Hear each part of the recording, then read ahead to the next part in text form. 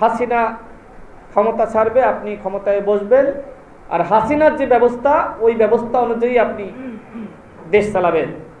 আমার তো মনে হচ্ছে যে ডক্টর মোহাম্মদ ইউনূস এখন হাসিনার পরামর্শে দেশ চালাচ্ছে।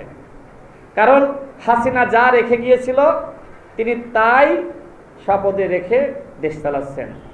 এইভাবে কি মুজিববাদী চেতনার বিনাশ হবে? এইভাবে কি আওয়ামী ফ্যাসিবাদের বিনাশ হবে? কোনোভাবেই সম্ভবপর নয়। এনসিপিকে বলা হয় সরকারের ঘনিষ্ঠ পার্টি, কারণ সরকারের একজন উপদেষ্টা পদত্যাগ করে এই পার্টি গঠন করেছে। তিনি যখন উপদেষ্টা পদে ছিলেন তখন থেকে কাজ শুরু করেছিলেন, এবং ডক্টর মোহাম্মদ ইউনূস তিনি বলছিলেন ছাত্রদের একটি দল গঠন করা দরকার। তিনি আশীর্বাদ জানিয়েছেন, অন্যান্য উপদেষ্টারা আশীর্বাদ জানিয়েছে।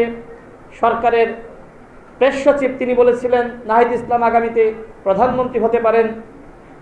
এই পার্টি যে সরকারের ঘনিষ্ঠ পার্টি সেইটা তো আসলে আমাদের আর বলার প্রয়োজন নাই।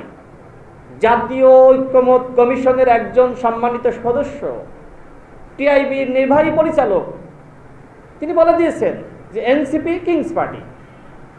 তিনি বলেছেন, তিনি ওই জায়গায় আছেন, তিনি জানেন। তিনি বলেছেন যে তাদের আরও 2 জন উপদেষ্টা এখনো পর্যন্ত সরকারে রয়েছে। যদি তারা থাকেন তাহলে সরকারের নিরপেক্ষতা থাকবে না।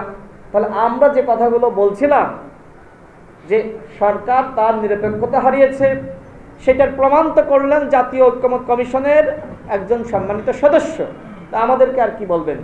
তো বন্ধুগণ, আমি যেটি বলছিলাম, সেই এনসিপির নেতারা, নেত্রীরা এখন কিন্তু ডক্টর মোহাম্মদ ইউনূসের সমালোচনা করছে।